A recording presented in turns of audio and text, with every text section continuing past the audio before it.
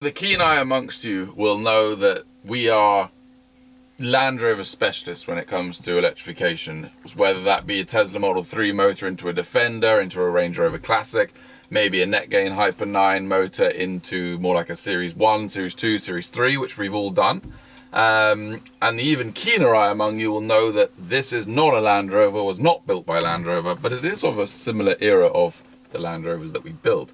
This is in fact a T2 Campervan. It's the orange one. You've probably seen pictures of it on our Instagram. It's completely done now, so I thought I'd do a bit of a test drive video with you, show you around the car a little bit later, of what we've done and why this is such a special car. So it started life as a T2 from 71, I think this car is. So it's rear-engined with an air-cooled 1600 petrol in it. Now those are perfect for conversion because they're ultimately not very good in real life. You know, you can't get to 60 miles an hour, you can't really accelerate with modern traffic, and there's a lot of space in the back of this for batteries. It's a very similar setup to the Karmann Ghia, which you'll have seen videos on before. So in here, it looks like a sort of bog standard T2. This is actually a very nice one, you know, nicely kept original and in very good condition actually. As you can see in the back there, it's in its campervan setup.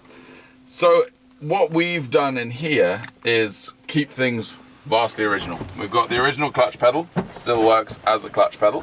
We've got the original brake pedal, we haven't touched anything with that. We've got the original throttle pedal, which is now connected to the Netgain Hyper 9 motor.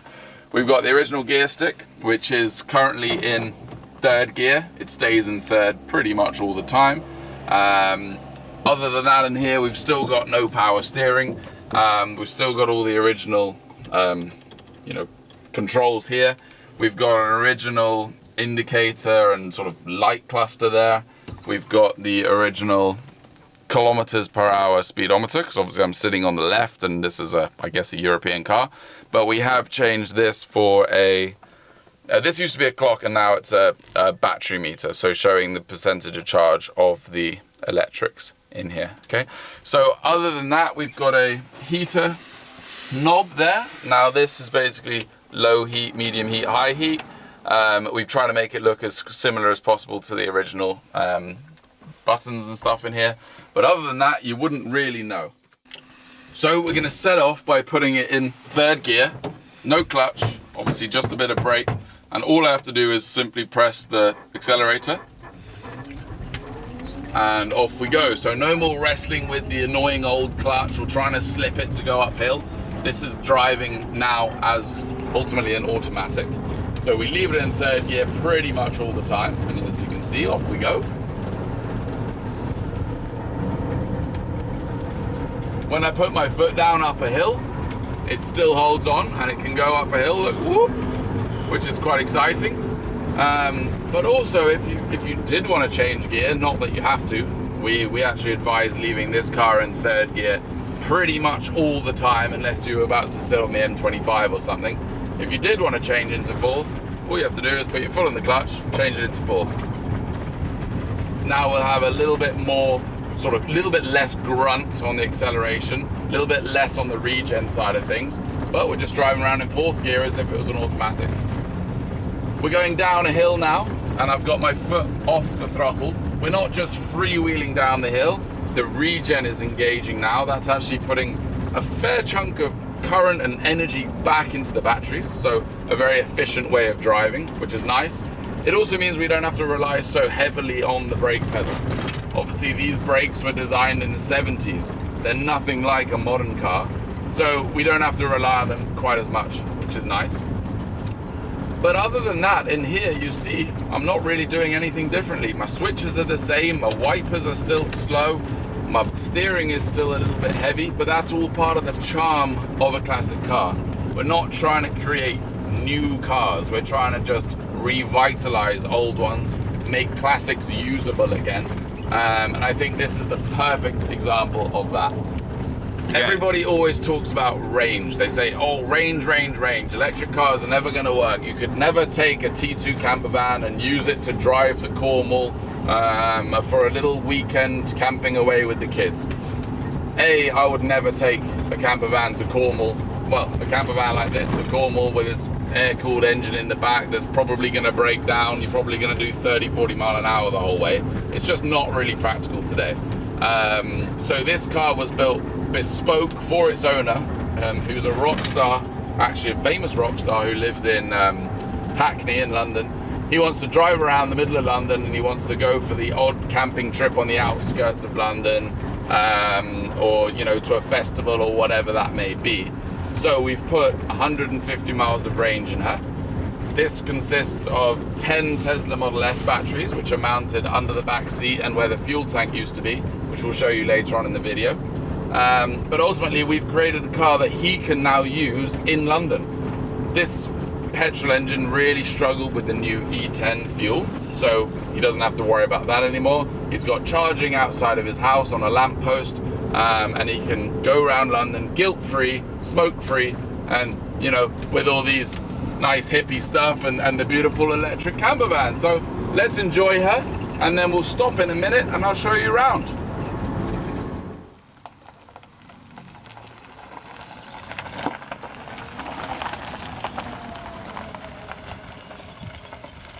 Parked up now in actually sort of a camping area near our workshop, about 20-25 minutes away, and I thought we could have a bit of a run around the vehicle. So it's actually really nice to start with. As you can see, you know, like nice original bumper paint. There's no sort of rust or anything, which is always a nice starting point for us, but obviously also nice for the car. They're the fancy new upgraded wheels and tires, well, new tires I mean. You can see in here we've got a Type 2 charge port, which sits behind the original flap, so you can charge it from a 3-pin plug on, you know, on your driveway. You can charge it on a lamppost, you can charge it at Tesco, you can charge it anywhere like that. You can't charge on a supercharger, which is, you know, what Teslas use for a half an hour fast charge. This is more like it's at 6.6 kilowatts, so it's more like what a Nissan Leaf charges at, or a normal electric car without super fast, crazy charging. So in the back here, there used to be a air-cooled 1600 petrol engine, which was basically useless. It's now got a net gain Hyper 9, which is under there. That's 120 horsepower mounted onto the original gearbox, so spinning all the original gears, although you only really use third gear. That's the most efficient way to get from spinning motor to spinning wheels without spending a whole load of money on custom prop shafts, custom mountings, you know, new transfer boxes, etc. We've got the inverter up here. That's talking to the Hyper 9, so when you put more throttle on, that's sending more power down these cables here. In here we've got a contactor box, so basically the ignition system allowing HV power into the inverter and therefore the motor, allowing power to go to things like the heater, the charger, the DC-DC. So DC-DC is behind there somewhere. This is the charger here. We've got the high voltage heater down there, and a radiator in there as well, and then the original 12-volt battery over there in that hole. So you may think, why do you have a radiator? It's an electric car. We still run cooling, the inverter still gets hot, although the motor itself is air-cooled, the inverter gets hot, and the batteries also warm up a little bit. So we're just running lukewarm water around the system just to keep everything at equilibrium and to stop the inverter from getting to sort of 50, 60 degrees. We keep it at more like 30 degrees. That's why the radiator is tucked in there. It doesn't need the huge amount of airflow, but it actually does get airflow because this is an air-cooled engine originally. It has big vents that, you know, shove air down there onto the original rad. So it's not as stupid as it perhaps looks.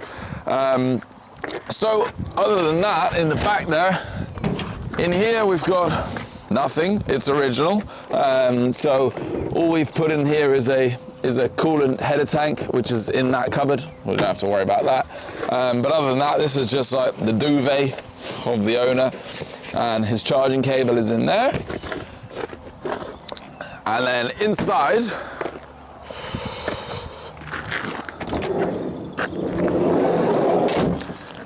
we have a couple of bits. So as you can see, it's all original and nice in there, but if I jump in, we can see a Another battery box there. So that's got 4 Tesla batteries in it, and the other 6 are actually where the fuel tank was, which is behind that firewall there. So that's a nice little place. Yes, you do lose a little bit of storage because you no longer have this cupboard because it's got a big aluminium box full of lithium in it. So that's there. And then in here we have, hold on, we have a BMS and fuses, so 12 volt fuse boards there, and 2 BMSs because we're running 2 sets of 5 Tesla batteries in parallel, so you need the 2 BMSs. That's only actually a very shallow place. You can still put your pots and pans in that bit there. So really you've not lost too much. Everything else in here is still original. Loads of cupboards that we haven't actually touched. So you can still go camping, you can still make this into your bed. We haven't actually done it because it's not ours, but I think it'll be pretty fun to do. So that's, you know, the conversion side. Now the last thing I wanted to speak about was the range. Now people always think, oh, the range is going to be awful. You know, everyone says, Tesla say that the car will do 350 miles, it only actually does 250.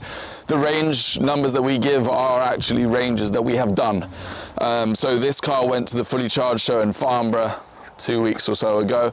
It drove there, which is 65, 70 miles, and then it drove back again. So let's call it 140 miles round trip, and it still had 20% charge in it. So it's easily going over that 150 mile range.